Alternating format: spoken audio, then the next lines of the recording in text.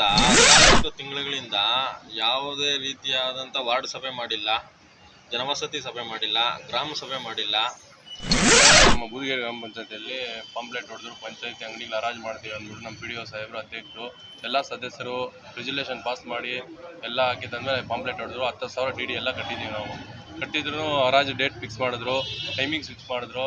ಇಲ್ಲಿ ಬಂದಿದ್ದಾದ್ಮೇಲೆ ಹರಾಜು ಮಾಡಲಾಗುವುದಿಲ್ಲ ಅಂತ ನಮ್ಮ PDO ಮೆಂಬರ್ಸು ಮೀಟಿಂಗ್ಗೆ ಅಟೆಂಡ್ ಆಗಲ್ಲ. ಫಸ್ಟು ಇಲ್ಲಿ ನಾವು ಸಮಸ್ಯೆಗಳು ಕೇಳಕ್ಕೆ ಹೋದರೆ ಇಲ್ಲಿ ಕಳಿಸ್ತಾರೆ. ಇಲ್ಲಿ ಬಂದು ಕೇಳಿದ್ರೆ ಯಾವುದಕ್ಕೂ ದುಡ್ಡಿಲ್ಲ ಅಂತಾರೆ. ನಮ್ಮ ವಾರ್ಡಲ್ಲಿ ಬೀದಿ ದೀಪಗಳಿದ್ದಾವೆ, ಆದರೆ ಬೆಳಕು ಬರ್ತಾ ಇಲ್ಲ. ಹೀಗೆ ನ್ಯಾಯ ಬೇಕು ಅಂತ ಕುಳಿತಿರೋ ಜನ ಬೆಂಗಳೂರು ಗ್ರಾಮಾಂತರ ಜಿಲ್ಲೆ ದೇವನಹಳ್ಳಿ ತಾಲೂಕಿನ ಬೂದಿಗೆರೆ ಗ್ರಾಮದವರು. ಅಷ್ಟಕ್ಕೂ ಲಕ್ಷ ಆದಾಯ ಮೂಲ ಇರೋ ಬೂದಿಗೆರೆ ಗ್ರಾಮ ಪಂಚಾಯಿತಿ ಇದು. ಆದರೆ ಆದಾಯ ಮೂಲ ಇದ್ದರೂ ಸರಿಯಾದ ಸದ್ಬಳಕೆ ಆಗ್ತಿಲ್ಲ ಅನ್ನೋದೇ ತುಂಬ ಬೇಸರದ ವಿಚಾರ. ಗ್ರಾಮದಲ್ಲಿ ಸುಮಾರು 40 ಅಂಗಡಿಗಳು ಪಂಚಾಯಿತಿಯ ಅಧೀನದಲ್ಲಿದೆ. ಈ ಎಲ್ಲ ಅಂಗಡಿಗಳ ಬಾಡಿಗೆ ಹಣ ಸರಿಯಾಗಿ ಬಂದರೆ ಸಾಕು, ಗ್ರಾಮದಲ್ಲಿನ ಮೂಲಭೂತ ಸೌಕರ್ಯಗಳತ್ತ ಗಮನ ಹರಿಸಿ ಸಾರ್ವಜನಿಕರಿಗೆ ಸ್ಪಂದಿಸಬಹುದು. ಆದರೆ ಇದ್ಯಾವುದೂ ಆಗ್ತಿಲ್ಲ. ನಮ್ಮ ಪಂಚಾಯಿತಿಯ ಅಭಿವೃದ್ಧಿಗಾಗಿ ಕಳೆದ 14 ತಿಂಗಳುಗಳಿಂದ ಯಾವುದೇ ರೀತಿಯಾದಂಥ ವಾರ್ಡ್ ಸಭೆ ಮಾಡಿಲ್ಲ, ಜನವಸತಿ ಸಭೆ ಮಾಡಿಲ್ಲ, ಗ್ರಾಮ ಸಭೆ ಮಾಡಿಲ್ಲ. ಆಮೇಲೆ ಇಲ್ಲಿ ಫಸ್ಟು ಮೆಂಬರ್ಸು ಮೀಟಿಂಗ್ಗೆ ಅಟೆಂಡ್ ಆಗಲ್ಲ. ಫಸ್ಟು ಇಲ್ಲಿ ನಾವು ಸಮಸ್ಯೆಗಳು ಕೇಳಕ್ಕೆ ಹೋದರೆ ಇಲ್ಲಿ ಕಳಿಸ್ತಾರೆ. ಇಲ್ಲಿ ಬಂದು ಕೇಳಿದ್ರೆ ಯಾವುದಕ್ಕೂ ದುಡ್ಡಿಲ್ಲ ಅಂತಾರೆ. ನಮ್ಮ ವಾರ್ಡಲ್ಲಿ ಬೀದಿ ದೀಪಗಳಿದ್ದಾವೆ, ಆದರೆ ಬೆಳಕು ಬರ್ತಾ ಇಲ್ಲ. ನಮ್ಮ ವಾರ್ಡಲ್ಲಿ ಮೋರಿನೇ ಇಲ್ಲ. ಇಂಥ ಸಮಸ್ಯೆಗಳನ್ನ ಕೇಳಕ್ಕೆ ಬಂದರೆ ಇಲ್ಲಿ ಇವರು ಬೇಜವಾಬ್ದಾರಿ ಉತ್ತರ ಕೊಡ್ತಾರೆ. ಇಲ್ಲಿ ನಮ್ಮ PDO ಅಧಿಕಾರಿಗಳು ದುಡ್ಡಿಲ್ಲ ಅಂತಾರೆ. ಈ ಅಭಿವೃದ್ಧಿ ಮಾಡೋಕೆ ಅಂತಲೇ ಈಗ ನಮ್ಮ ಅಧ್ಯಕ್ಷರು ಹರಾಜನ್ನು ಒಂದು ಕಾರ್ಯಕ್ರಮನ ಇಟ್ಕೊಂಡು ಇಲ್ಲಿ ಬಹಿರಂಗ ಹರಾಜು ಅಂತ ಹೇಳಿ ಮಾಡಿಬಿಟ್ಟು ನಮ್ಮ ಹತ್ರ ಸುಮಾರು ಒಂದು 105 DDಗಳು ಕಟ್ಸ್ಕೊಂಡು ಈಗ ನಮ್ಮನ್ನೆಲ್ಲ ಇಲ್ಲಿ ಉಪವಾಸ ಸತ್ಯಾಗ್ರಹ ಕೂತ್ಕೊಳ್ಳಂಗೆ ಮಾಡಿದ್ದಾರೆ. ಪೂರ್ತಿ ಅವರು ರೆಸಲ್ಯೂಷನ್ನು ಪಾಸ್ ಮಾಡಿದ್ದಾರೆ, CO ಅವರು ಆರ್ಡ್ರ್ ಮಾಡಿದ್ದಾರೆ, ಅದೂ ಇದ್ದಾವೆ. ಇವರು ಯಾಕೆ ಮಾಡಿದ್ರು, ಯಾಕೆ ಹರಾಜು ಮಾಡ್ತೀನಿ ಅಂತ ಯಾಕೆ ಹೇಳಿದ್ರು, ಮತ್ತು ಅದನ್ನು ಯಾಕೆ ನಿಲ್ಲಿಸಿದ್ರು ಅಂತ ನಮಗೂ ಗೊತ್ತಿಲ್ಲ. ಕೇಳಿಸ್ಕೊಂಡ್ರಲ್ಲ, ಇತ್ತ ಹರಾಜು ಪ್ರಕ್ರಿಯೆ ಮಾಡ್ತೀವಿ ಅಂತ ಕರೆದವರು ಇದೇ ಅಧಿಕಾರಿಗಳು. ಮತ್ತೊಂದು ಕಡೆ ಹರಾಜು ಪ್ರಕ್ರಿಯೆಯನ್ನು ನಾವು ಸದ್ಯಕ್ಕೆ ತಾತ್ಕಾಲಿಕವಾಗಿ ನಿಲ್ಲಿಸಿದ್ದೀವಿ ಅಂತೇಳಿ ಹೇಳ್ತಿರೋದು ಇದೇ ಅಧಿಕಾರಿಗಳು.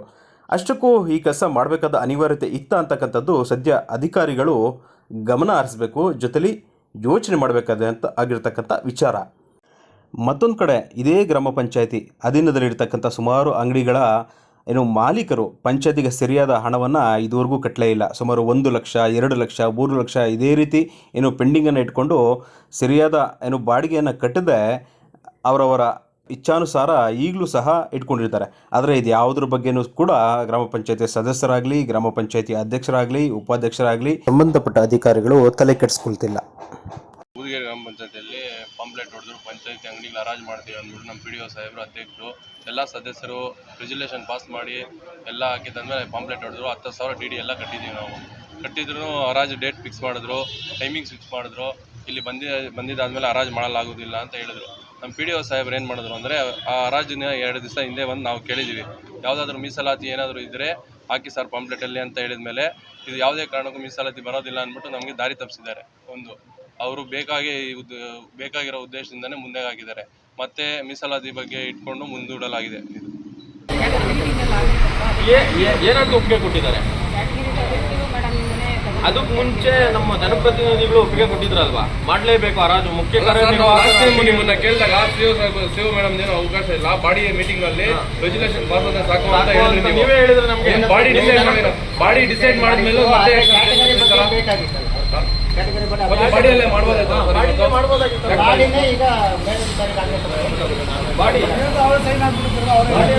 ಗೊತ್ತಿಲ್ಲ. ಆದರೆ ಇದು ಹ್ಯಾಕ್ಟ್ ಪ್ರಕಾರ ನೋಡಿದ್ರೆ ಅದರಲ್ಲಿ ಇರಲಿಲ್ಲ. ಹಂಗಾಗಿ PDO ಅವರು ಮಾಡಿದರು. ಆಗ ಯಾರೂ ಅಬ್ಜೆಕ್ಷನ್ ಮಾಡಲಿಲ್ಲ. ನಾವು ಏನು ರೂಲ್ಸ್ ಪ್ರಕಾರನೇ ಮಾಡಿದ್ವಿ. ಆದರೆ ಎಲ್ಲ ಮೆಂಬರ್ಸು ಒಪ್ಪಿದ್ರು, ಹರಾಜು ಮಾಡಬೇಕು, ಹರಾಜು ಪ್ರಕ್ರಿಯೆ ನಡೆಸಬೇಕು ಅಂತಲೇ ಹೇಳಿದರು.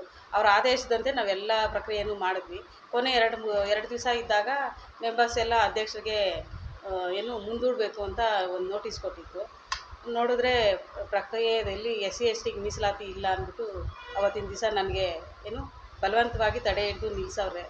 ಈಗ ಮೆಂಬರ್ಸ್ ಎಲ್ಲ ಇವತ್ತಿನ ದಿವಸ ಮೀಟಿಂಗಲ್ಲಿ ಅದೇ SC STದು ಮೀಸಲಾತಿ ಅವರೇ CO ಮೇಡಮ್ಗೆ ಆದೇಶ ಮಾಡಿದ್ದಾರೆ. ಆ ಕಡೆಯಿಂದ ಬಂದ ತಕ್ಷಣ ನೆಕ್ಸ್ಟ್ ಮೀಟಿಂಗು ಕರೆದು ಮೆಂಬರ್ಸ್ ಹತ್ರ ಮಾತಾಡಿ ನೆಕ್ಸ್ಟ್ ಮೀಟಿಂಗಲ್ಲಿ ನೆಕ್ಸ್ಟ್ ಡೇಟು ಆದಷ್ಟು ಬೇಗ, ಯಾಕೆಂದರೆ ಎಲ್ಲ DD ಕಟ್ಟಿರೋರು ಪಾಪ ನಾವು ಹೇಳಿದ್ದಕ್ಕಾಗಿ ಕಟ್ಟಿರ್ತಾರೆ. ನಾವು ಅವ್ರನ್ನ ಪರಿಗಣನೆ ತಗೊಂಡು ಆದಷ್ಟು ಬೇಗ ನಾನೇ ಓಡಾಡಿ ಆದಷ್ಟು ಬೇಗ ನಾನು ಮಾಡಿಸ್ಕೊಡ್ತೀನಿ. ಅದು 1 ವರ್ಷದಿಂದ ಸತತವಾಗಿ ಇದ್ರ ಹಿಂದೆ ಓಡಾಡಿದ್ದೀನಿ. ನಾನು ಇಲ್ಲಿವರೆಗೂ ತಂದಿದ್ದೀನಿ. 30 ವರ್ಷದಿಂದ ಯಾರ ಕೈಯಲ್ಲೂ ಮಾಡೋಕ್ಕಾಗದೇ ಇರೋದನ್ನು ನಾನು ಇಲ್ಲಿವರೆಗೂ ತಂದಿದ್ದೀನಿ. ಹರಾಜು ಮಾಡಬೇಕು ಅಂತ ತೀರ್ಮಾನ ಮಾಡಿ ಪಾಂಪ್ಲೆಟ್ ಕೊಟ್ಟಿದ್ವಿ 9/9ಕ್ಕೆ. ಆವಾಗೇನಾಯಿತು, ಕೆಲವು 25% ನಮಗೆ SC STಗೆ ರಿಸರ್ವೇಷನ್ ಕೊಟ್ಟಿಲ್ಲ ಅಂತ ಅಬ್ಜೆಕ್ಷನ್ ಮಾಡಿದರು. ಹಾಗಾಗಿ ಮೇಲಿನ ಅಧಿಕಾರಿಗಳ ಆದೇಶ ಪಡೆದು ಮುಂದೂಡಿ ಈಗ ಮೀಟಿಂಗ್ ಮಾಡಿದ್ದೀವಿ. ಇವತ್ತು ಮೀಟಿಂಗ್ ಮಾಡಿ ಅವರೇನು ಮೀಟಿಂಗಲ್ಲಿ ಏನು ಡಿಸೈಡ್ ಮಾಡಿದ್ದಾರೆ, ಸದರಿ ವಿಷಯಕ್ಕೆ ಸಂಬಂಧಿಸಿದಂತೆ ಸಭೆಯಲ್ಲಿ ಚರ್ಚಿಸಲಾಗಿ ಪರಿಶಿಷ್ಟ ಜಾತಿ, ಪಂಗಡ, ಅಂಗವಿಕಲರು, ಹಿಂದುಳಿದ ವರ್ಗ, ಅಲ್ಪಸಂಖ್ಯಾತರು, ಹಿರಿಯ ನಾಗರಿಕರ ಮೀಸಲಾತಿ ಬಗ್ಗೆ ಮಾರ್ಗದರ್ಶನವನ್ನು ಮಾನ್ಯ ಮುಖ್ಯ ಕಾರ್ಯನಿರ್ವಹಣಾಧಿಕಾರಿಗೆ ಪತ್ರ ಬರೆದು ಸೂಕ್ತ ಮಾರ್ಗಸೂಚಿಗಳನ್ನು ಪಡೆಯುವುದು 1ನೇ ಪಾಯಿಂಟು. 2ನೇದು, ಗ್ರಾಮ ಪಂಚಾಯತಿ ಅಂಗಡಿ ಬೂದಿಗೆರೆ ಗ್ರಾಮ ಪಂಚಾಯತಿಯ ಸಾರ್ವಜನಿಕರಿಗೆ ಮಾತ್ರ ಅವಕಾಶ ಕೊಡಿ ಅಂತ ಒಂದು ಪಾಯಿಂಟ್ ಇಟ್ಟಿದ್ದಾರೆ. ಆಮೇಲೆ ಅದ್ರ ಬಗ್ಗೆನೂ ಮಾರ್ಗದರ್ಶನ ಪಡೆದೇ ಮಾಡಿ ಅವಕಾಶ ಇದ್ದರೆ ಅಂತ. ಆಮೇಲೆ ಲೋಕೋಪಯೋಗಿ ಇಲಾಖೆಯಿಂದ ಕನಿಷ್ಠ ಮಾಸಿಕ ಬಾಡಿಗೆಯನ್ನು ನಿಗದಿಪಡಿಸ್ಕೊಂಡು ನಂತರ ಹರಾಜು ಮಾಡಿ ಅಂತ ಒಂದು ಪಾಯಿಂಟ್ ಕೊಟ್ಟಿದ್ದಾರೆ. ಸೊ ಇದ್ರ ಬಗ್ಗೆ